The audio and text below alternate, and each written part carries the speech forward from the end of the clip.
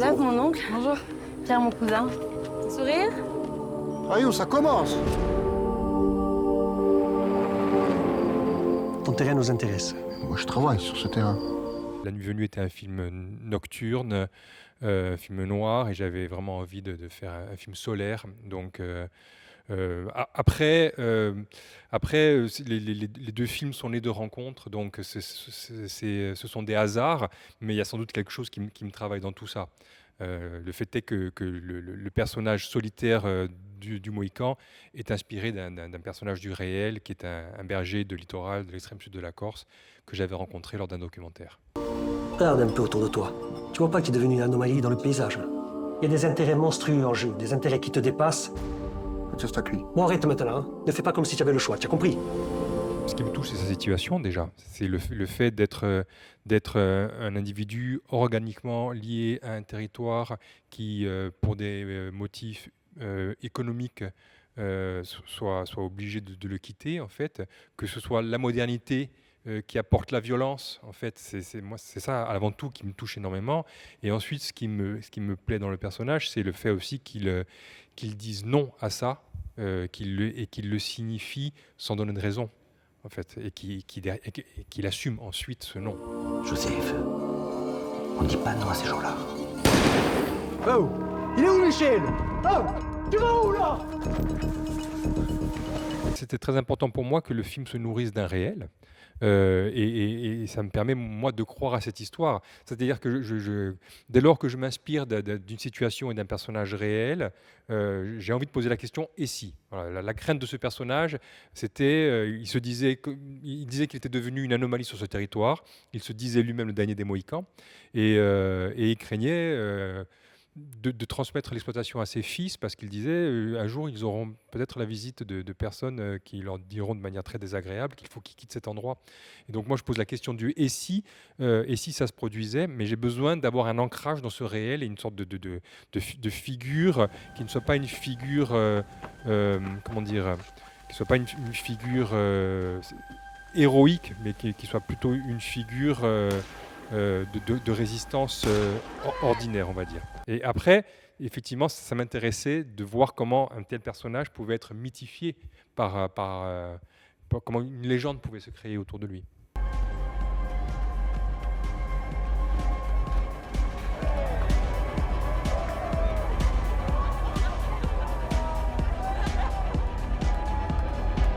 On avait déjà discuté beaucoup avec Frédéric du rôle, et il y avait pas mal d'inspiration. Après, moi, ce qui a fait basculer un peu entre guillemets, le travail de mon interprétation, c'est la rencontre avec ce berger qui a inspiré cette histoire. Et la manière dont il se comportait, certains silences, certains regards, et puis surtout son incorruptibilité, sa vision de l'honneur, etc. Tout de suite, de rencontrer la personne qui avait inspiré ce rôle, ça m'a emporté beaucoup plus loin que toute la préparation qu'on avait pu faire avant. Et tout de suite, d'être confronté à la réalité de cet homme, ça m'a beaucoup aidé, en fait.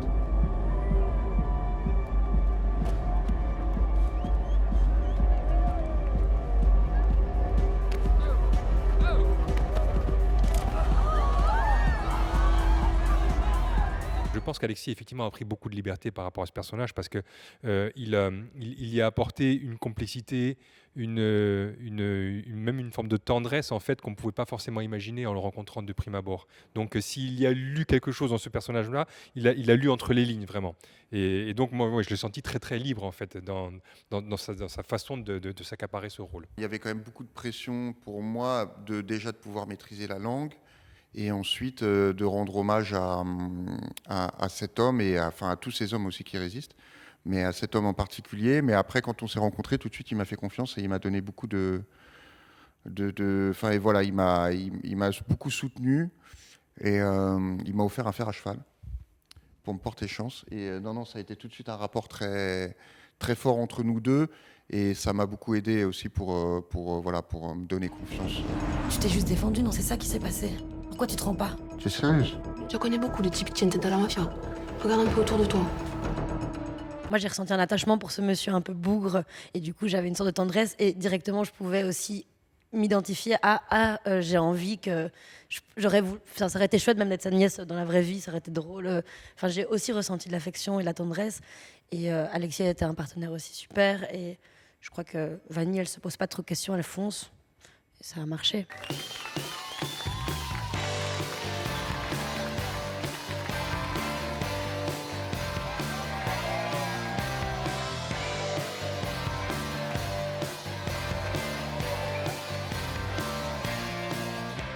C'est mon territoire, oui. Donc du coup, je me suis senti tout à fait légitime. Je n'ai ressenti aucune surveillance. Je n'ai rencontré que de l'enthousiasme, en fait, par rapport à un thème qui est traité dans ce film, qui est une source de souffrance, je pense, pour une majorité de Corses.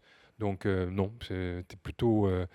et puis moi, je me sentais comment dire, bien. Je me sentais, comment dire, j'avais l'impression que c'était qu'il y avait une forme de naturel et dans la possibilité de traiter de mon territoire, et ça m'a permis de tourner de manière beaucoup plus rapidement et beaucoup plus intuitive en fait que sur un autre territoire. Moi, je suis d'origine corse, donc je connaissais un peu la Corse. Mais par exemple, je ne parlais pas la langue. Il y avait beaucoup d'aspects que je connaissais peu et que j'ai appris à redécouvrir avec le film. Donc pour moi, c'était un moyen aussi de re-rencontrer une culture.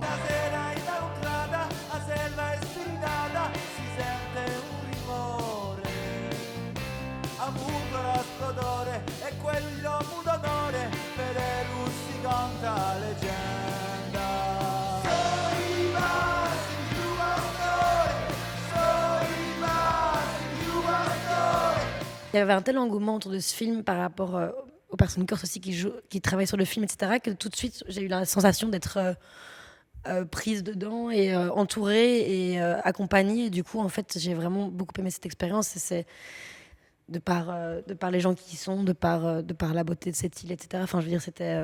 ouais, c'était trop bien.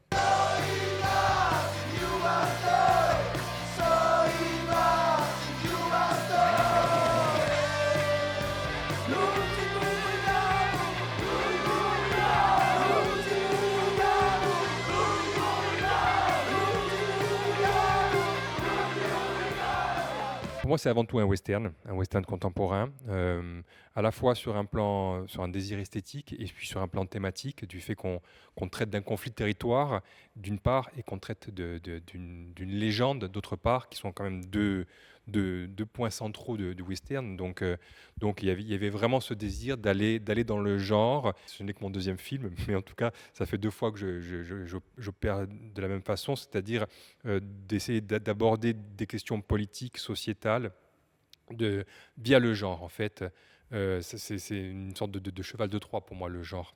Les réseaux sociaux l'ont surnommé le Mohican et suivent sa cavale, convaincus qu'il est poursuivi à tort. Io non voglio mica che su Montunacio che ha paesato Mohican. Mohican? È così che niente vi chiamano.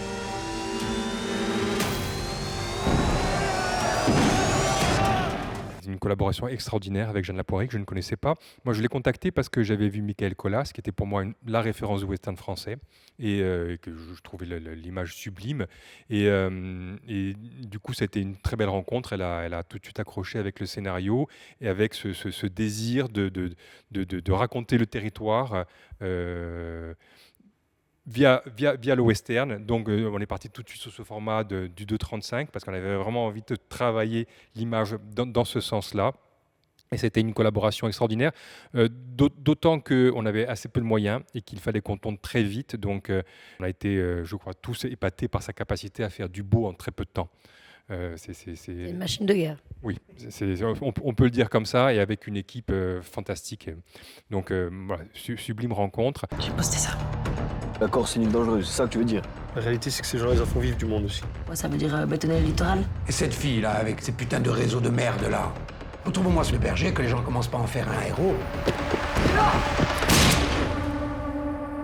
Quant à Rhône, effectivement, c'était des retrouvailles. C'était un travail qui a été comment dire, plus complexe, dans la mesure où La Nuit Venue évoquait la vie d'un ancien DJ avec une musique essentiellement diégétique. Donc c'était un film qui était très pensé pour la musique électronique. Là, on est sorti de la musique électronique, on a pensé le film plutôt en termes de territoire et de minimalisme de narration. Et donc, du coup, c'était un travail comment dire, de ping-pong plus complexe à mettre en place, et pour lui et pour moi. Mais à l'arrivée, je suis très content de ce qu'on a trouvé.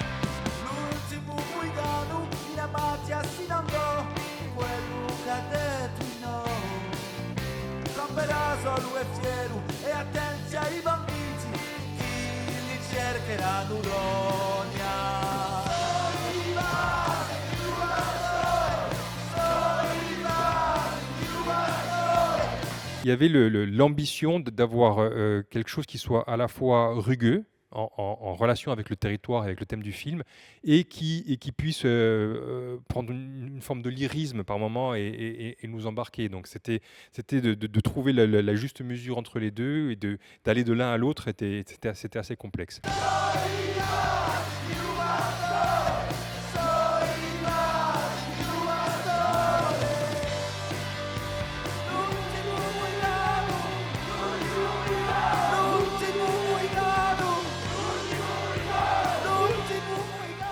Je crois que je dois être un petit peu schizophrène, en fait. Dès lors que je quitte l'écriture, je redécouvre mon travail quand il s'agit de le mettre en forme, en fait.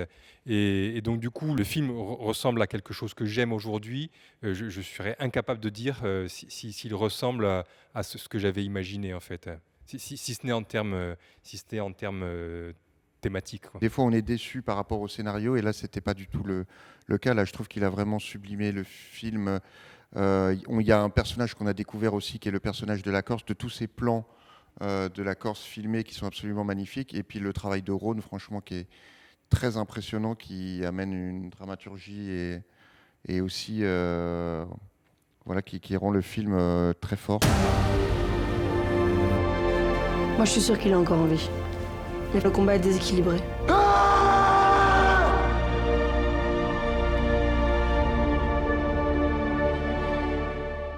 C'était une vraie inquiétude, une vraie impatience de voir comment ça allait être reçu par le public corse. Et on a reçu un accueil très enthousiaste, donc on est pleinement rassurés. Il y avait plusieurs choses qui nous travaillaient. C'était ce que ça évoque du territoire, comment ces deux figures peuvent représenter des figures existantes en Corse, en fait. Et on a la sensation, je crois que ça marche.